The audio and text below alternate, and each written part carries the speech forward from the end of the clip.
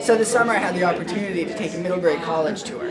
And the guide there, the first thing he told us when we were leaving the admissions office was, the first thing I learned when I came to Middlebury is I don't have to look when I cross the street. And he just walked across the street backwards without looking. And if there was a car coming and I was driving it, I would have hit him. I think they're annoying. They don't look before they cross the street. I think they don't use crosswalks often enough. It upsets me greatly. When I'm driving through the campus, I think they're really rude because they don't wave when I let them go instead of hitting them.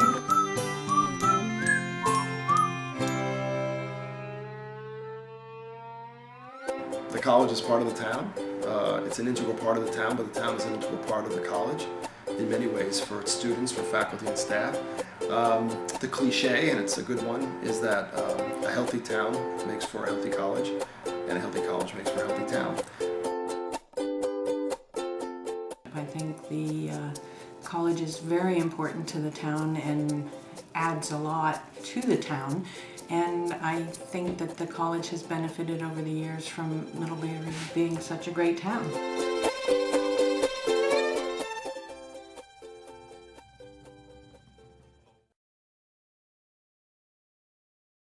The bridge was a great example, a $16 million project of which we supported the project with $9 million. As I credit the Select Board and John Tenney and other members of the community who have been, I think, much more willing to engage in conversation, not be afraid to make the request for assistance, as John did with the bridge, and as he did, along with others, Town Hall Theater as well for the $1 million. That was a great, exciting project that had a lot of ripple effects through the town if it was successful. Having two bridges with access in and out of the town over the river is important, especially when you see where the fire department is and where the hospital is, and moving people around town. I'm a big kid. I hang my Nalgene logo green on the sky, sipping H2O, and I'm a mid kid. I roll my jeans up high with my teeth strapped tight, and my flannel so fly. I'm a mid kid. I hang my Nalgene logo green on the sky, sipping H2O, and I'm a mid kid. One of the criticisms that Middlebury faces, and of course, you get it from every angle, is that Middlebury students tend to just stay on campus, that they don't really explore and they don't engage folks in town in a meaningful way. But I sort of wish that students would do more for the town as opposed to just hanging out in the college. I think a lot of them are fairly oblivious to the town goings on. They're just kind of stuck in their own little world up in the hill. I'm in my first year. I don't know that I have that many thoughts on townies. I haven't really interacted with them. They mostly just keep to themselves. They don't really. I mean, they have their spot, we have ours. There is kind of a college on the hill mentality where we stay up here and don't venture into town that much, but at the same time, I feel like there's a good opportunity for interaction. Yeah, negative. They're just not very. They're kind of like, I mean, in their own little bubble, I guess. Like, I don't know. The only time you ever actually have interactions is when you're driving through there with the crosswalk. Oh yeah. they just step right in front of you when you're driving by. They don't even look. Then you wish they weren't there. Yeah.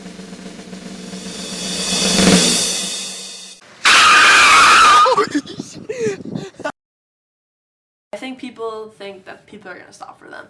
And I also think that maybe part of it is like, this is our territory and this is the college street and we can just walk wherever we want. So. They're rich. I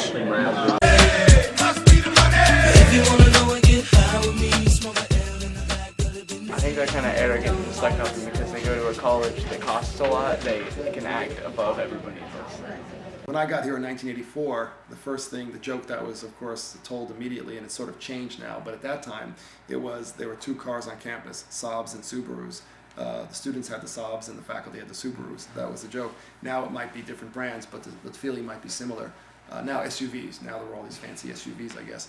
Yeah, big difference. I've got my Honda Fit, and they've got their Beamers, so, or the big old Lexus SUV, that type of stuff.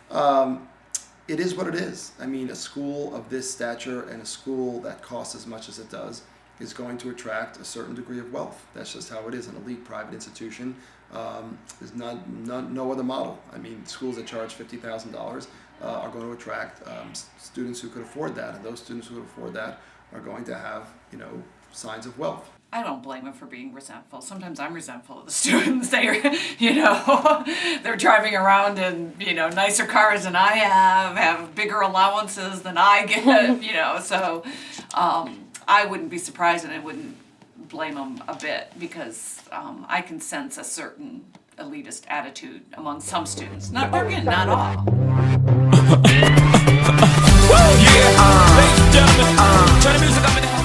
If you're someone who lives in a neighborhood where there's a real kind of party house or something with students and that's not necessarily very popular. I found that some of the students who have been assigned to live in houses on my street themselves have had some of these really distressing experiences, such as some drunken student out of nowhere barging into the bedroom of the TA at the French house. It happened twice. And I heard it. It's 3 a.m. and it was scary.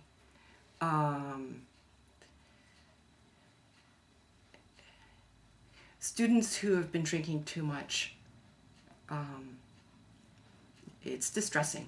There have been incidents, some not so great incidents where students might have misbehaved, and that happens. These are 18 to 22-year-olds. Not everybody is fully formed and perfect at that age, and so there might be some irresponsible moments that do lead to unfortunate episodes, and the town has every right, or people have every right, to be up in arms about it. But it's hard to sort of characterize the Middlebury student body as a result of an incident or two that happens. Jewett is across the street. The mill is 2 doors down for me. And then I've got the French house, like I said, behind me. My students have told me, oh, you live by the mill. The mill, I guess, has quite the reputation. Hey, yo, I go up to the mill with my flannel on, and from the lawn I can see that the party's on. I see chips and dips. They got cheeses, right? Fence has been vandalized. Cups on the cans on the lawn. One night I talked to a gal who was living at what's called Sperry House. I saw her, I was walking my dog. She said, I never sleep here on the weekends. I can't sleep in my own house. It's too noisy. I hear everything, day and night.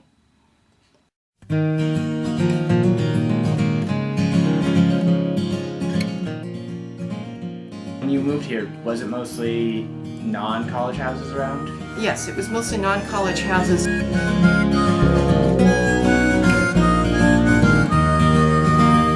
I'm the only person who's not college that actually lives here.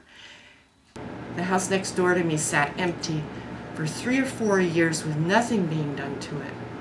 The back door was swinging in the wind. I had to go and tie it up with baling twine. It sat empty for years. That's wrong. That's a small house that a family could live in. I feel that the college should sell back or put on the market some of the houses on College Street, on Franklin Street, on South Main that are small enough that families could move in so that we could have children playing in the park again, families in the park, backyard barbecues. I moved here in the early 80s. It's kind of exaggerated to say, but I can, in a very tiny little bit, empathize with how the Palestinians feel about the Israelis moving into their land. How could it be resolved? I wish the college would be willing to let go of some of these small houses on the street. The deans will tell you, oh, these are great houses for language houses. I don't hear French being spoken, and I hear everything.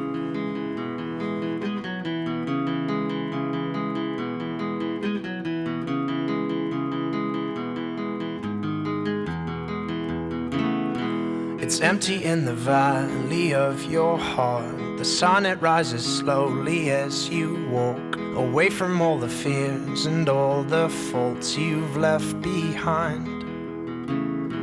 The harvest left no food for you to eat. You cannibal, you meat eater, you see. But I have seen the same, I know the shame in your defeat. I had a real sad time one morning, the day after graduation. I walked out in my backyard and there wasn't a sound. The faculty who live in the house over there had left. The students had left. There was nobody here. We used to have picnics in the backyard. I think that's wrong.